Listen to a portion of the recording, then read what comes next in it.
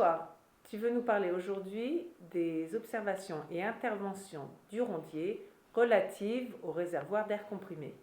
Bonjour Méline, effectivement je vais te parler du réservoir du point de vue du Rondier. C'est un cours que j'ai préparé depuis 2-3 jours et qui a quelques surprises intéressantes. Voici la découverte de ce cours Rondier 003 pour l'air comprimé. La vidéo A est une présentation générale, une introduction à ce qu'est le réservoir d'air comprimé du point de vue du Rondier. Pour le Rondier, voilà ce qu'il voit. Donc je vais présenter les différents composants. Le réservoir, c'est cette partie que j'ai faite de manière arrondie, parce que souvent c'est des cylindres, et puis les fonds sont arrondis. On les représente souvent par des rectangles, mais dans la réalité, ils sont arrondis. Il y a une vanne d'entrée du réservoir, que j'ai appelée in. En général, elle se situe vers le bas. Une vanne de sortie du réservoir qui est en général plus haut, vers le haut du réservoir, de manière à ce que des condensats puissent éventuellement s'accumuler sans partir dans le réseau principal en aval du réservoir. En ce qui concerne le Rondier, les composants importants, ça peut concerner la soupape.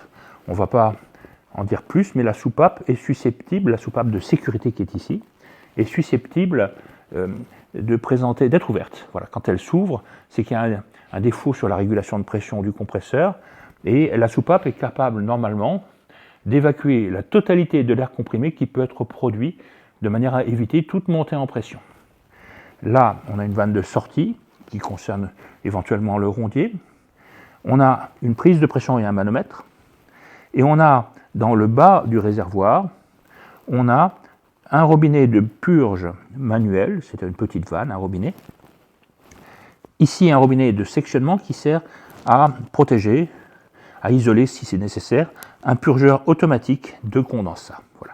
Et à l'intérieur du réservoir, on a l'air comprimé qui est au-dessus, on a une certaine quantité d'eau, si c'est un réservoir d'air comprimé humide, il y a de l'eau de manière normale, et si les compresseurs sont lubrifiés, on peut avoir un peu d'huile au-dessus du réservoir. Alors, les premiers éléments qu'on peut dire déjà sur cette introduction, parce que je n'y reviendrai pas, c'est que les éléments comme des fuites, alors il peut y avoir des fuites sur un autre élément que je n'ai pas représenté, qui est un trou d'homme. En général, ça ne se produit pas, parce que quand les gens font la réépreuve du réservoir, ils sont amenés à remplir le réservoir d'eau, à le nettoyer intérieurement, pour pouvoir examiner l'état de corrosion de ce réservoir. Et donc, en général, ils remettent un joint neuf, et le trou d'homme ne fuit pas, mais j'ai eu une fois une fuite sur un trou d'homme, c'était je crois, en Moldavie, c'était exceptionnel, c'est une grosse fuite, c'est inhabituel, voilà. Alors, je vais vous rentrer plus dans les détails. Au niveau des fuites, on peut avoir des fuites sur la soupape. Ça, c'est une fuite qui, potentiellement, est très bruyante. Quand la soupape est vraiment ouverte, ça fait un très fort bruit. On peut avoir ici une vanne de purge manuelle légèrement décollée. C'est des choses qu'on rencontre très souvent.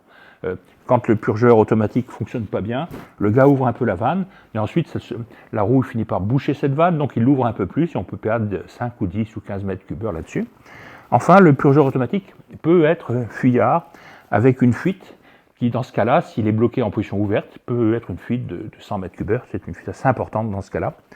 On a une lecture sur la pression. Normalement, c'est le genre de choses que le Rondier peut être amené à relever. Quelquefois, on a des petites fuites sur la vanne de prise de pression. On peut avoir des petites fuites sur les autres vannes aussi. C'est les choses que le Rondier peut signaler.